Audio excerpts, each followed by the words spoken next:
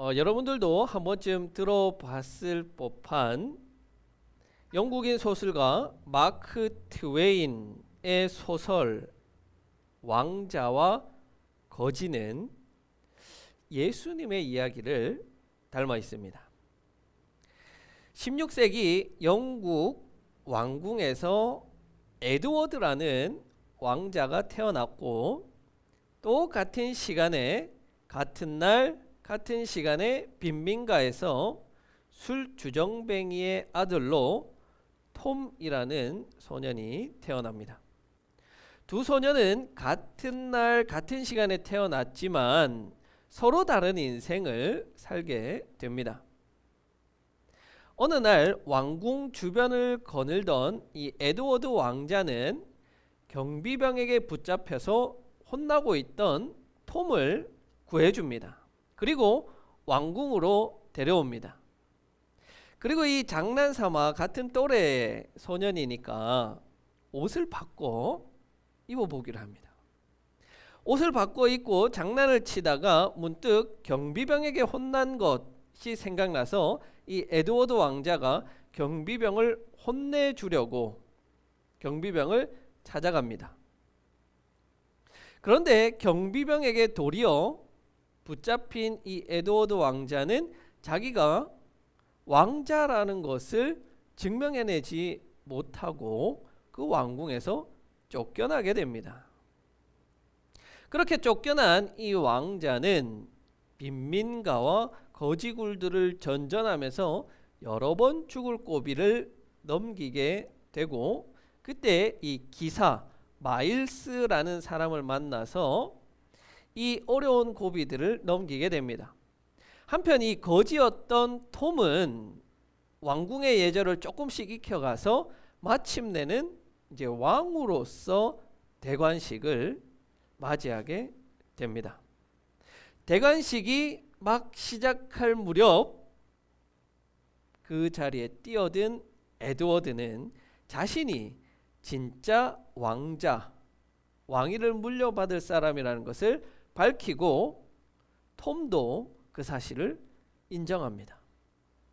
그래서 에드워드가 왕이 되고 왕자로서 선정을 베풀었던 이 톰에게는 그리스도 자선 학교라는 이 고아원의 원장으로 섬길 수 있게 하고, 이 왕자를 도와주었던 기사 마일스는 왕과 함께 지내게 되었다 하면서 이 이야기는 마무리가 됩니다.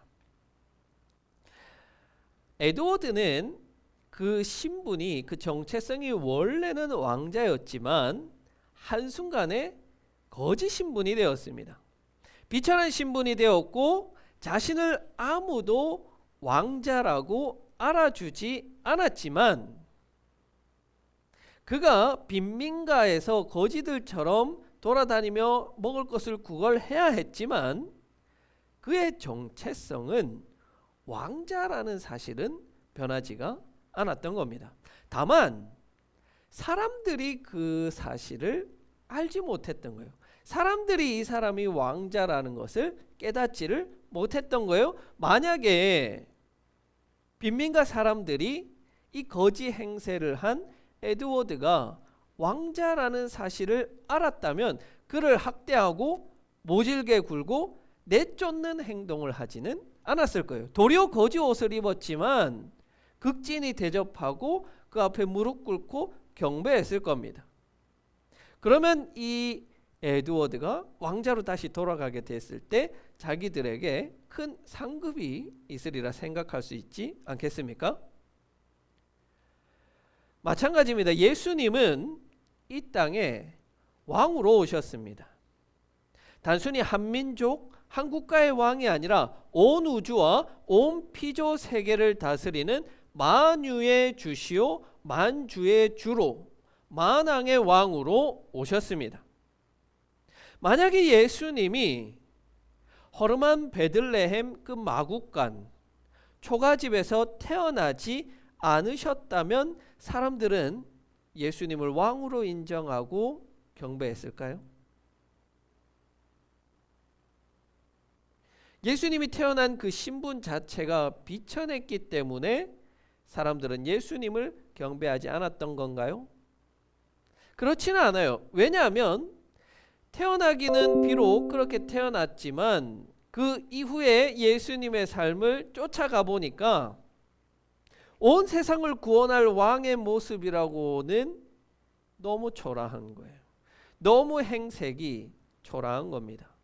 그래서 예수님을 만나는 사람들마다 예수님을 이 땅의 왕으로 오셨습니다 인정하고 경배했던 것이 아니라 예수님을 보고 미쳤다고 했고, 학식이 있는 자들은 예수님을 나사렛 시골뜨기라고 무시했고, 저 비천한 직업인 목수의 아들 똑같이 나무를 깎는 자라고 비하했습니다.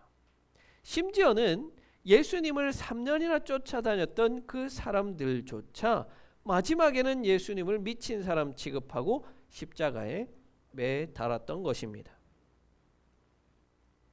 그렇게 예수님을 만났던 사람들마다 예수님을 다 무시하고 왕으로 인정하지 않았지만 동방에서 온 이 박사들만큼은 예수님을 왕으로 인정했습니다. 물론 박사들도 예수님을 왕으로 인정하는 것은 결코 쉬운 일이 아니었을 거예요. 오늘 본문 2절에서 박사들은 예수님을 유대인의 왕이라고 표현하고 있어요. 그래서 유대인의 왕이 어디에서 태어날까? 그 나라의 수도인 예루살렘으로 간 것입니다. 그들은 그렇게 태어난 유대인의 왕이 비단 옷을 입고 좋은 집에 거하며 모두가 축하해주는, 모두가 그 탄생 앞에 경배하는 그런 왕자의 모습을 기대했을지 모르겠습니다. 그런데 이들이 헤롯의 지시를 받아서 가서 만난 아기 예수의 모습은 베들레헴이라고 하는 그 촌락의 아주 시시한 집에서 태어났고, 아무도 알아주지도, 아무도 그의 태어남을 경배하지도, 아무도 그의 태어남을 축하해 주지도 않았던 것입니다. 하지만 에드워드가 거지 옷을 입었음에도 불구하고 여전히 왕자였던 것처럼 예수님은 초라하고 작은 곳에 소리 소문 없이 오셨지만 왕이라는 것은 결코 부인할 수 없는 사실입니다. 박사들은 그래서 그 초라한 모습, 그 나약한 모습, 그 비천한 모습의 예수님을 보고도 예수님이 왕이심을 인정하고 경배했습니다. 그래서 그들은 아기 예수께 왕에게만 드리는 두 가지 행위를 하게 됩니다. 하나는 경배했습니다. 초라한 집 안에 들어가 어머니 마리아와 함께 있는 아기에게 경배했습니다. 여기서 경배하다는 것은 헬라어 프로스키네오, 외국 사절들이 어느 나라의 왕 앞에 갔을 때 무릎 꿇고 엎드리는 것, 바로 프로스키네오입니다. 다른 하나는 황금과 유향과 모략이라는 예물을 드렸습니다.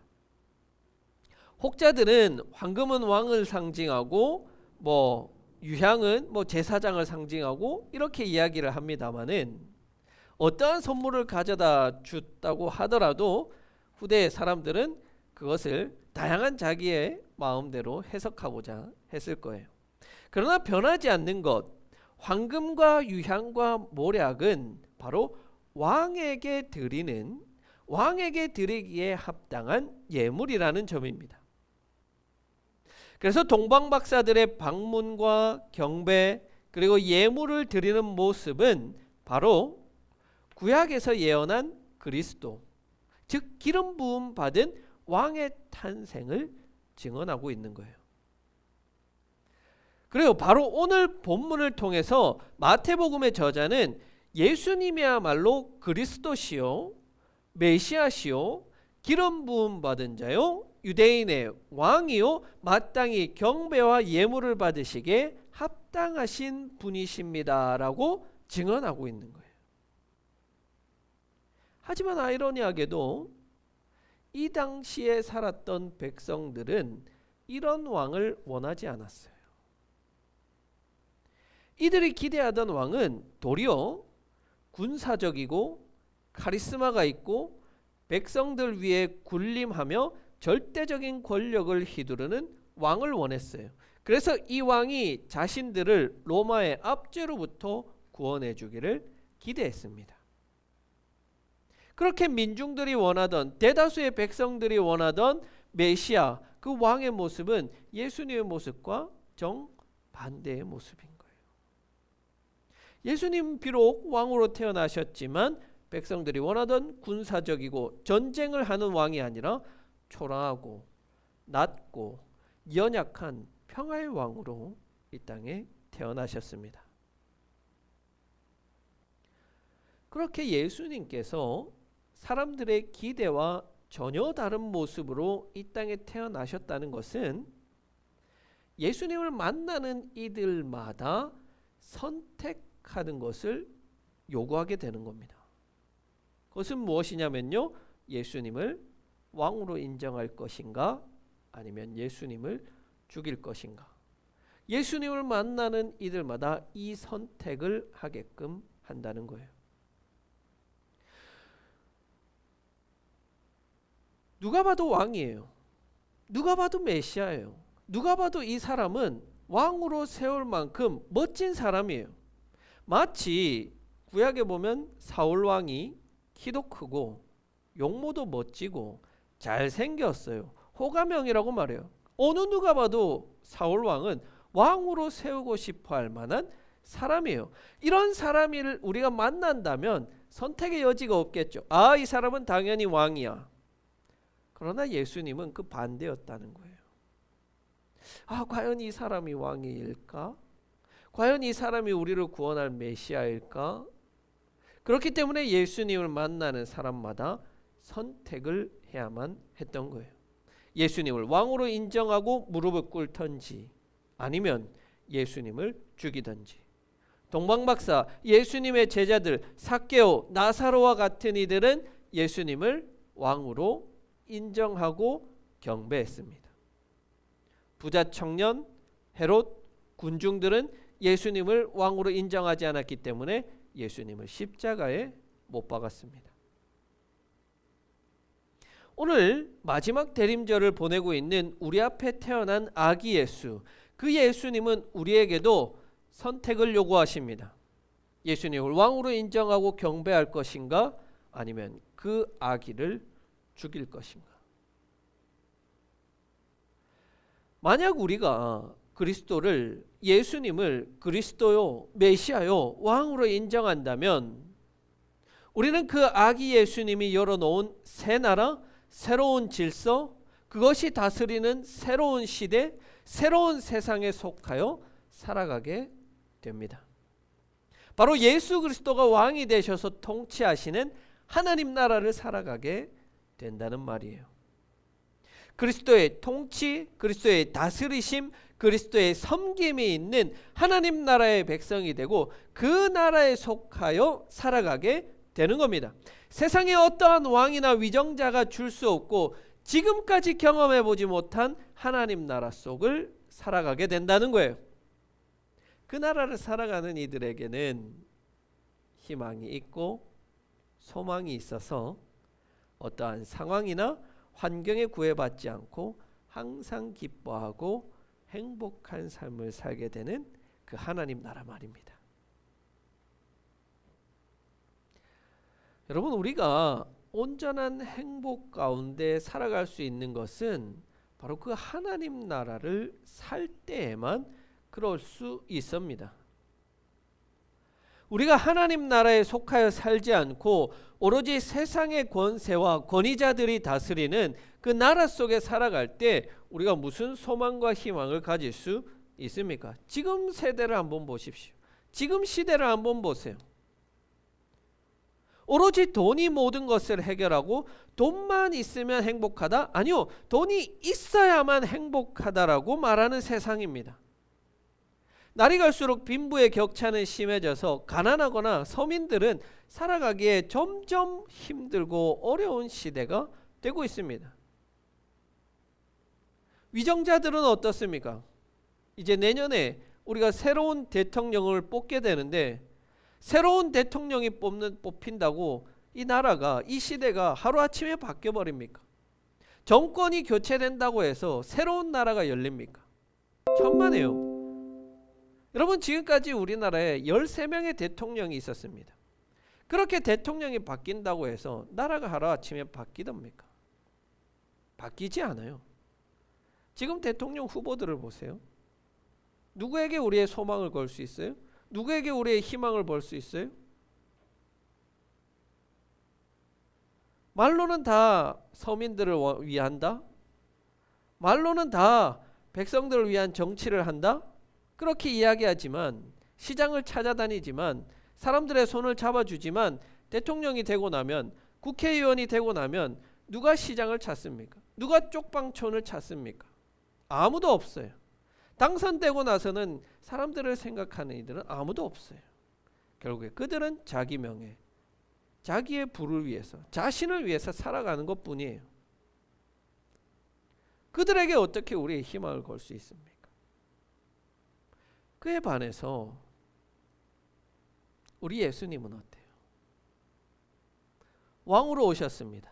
만유의 왕이요 만주의 주로 오셨지만 사람 위에 군림하지 아니하시고 세상 그 누구보다 낮아지셔서 가장 비천한 자리에 태어나셨고 가장 비천한 십자가에서 죽으셨습니다.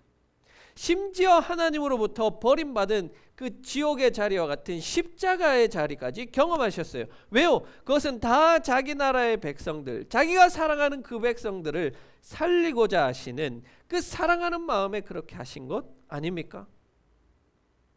그렇다면 여러분, 우리가 고민할 이유가 없어요. 우리 앞에 나타난 아기 예수께 무릎 꿇고 경배하고 우리가 마음과 정성을 다하여 준비한 예물을 드려야 합니다. 그것이 마땅한 거예요. 여러분, 내가 행복할 수 있고 우리 공동체가 행복하고 우리가 소망을 가지고 희망을 품는 것은 이 땅의 위정자나 권세자들이 정치를 잘해서가 아니요, 바로 우리가 모인 이곳을 하나님 나라로 만드시는 왕 예수 그리스도께 우리의 소망과 희망이 있는 것입니다. 이제 우리 이번 한 주간 마지막 대림절 주간을 보내고 주님께서 오신 성탄절을 맞이하게 됩니다. 이 땅의 왕으로 오신 예수님께 경배하며 보내는 한 주간이 되기를 바랍니다.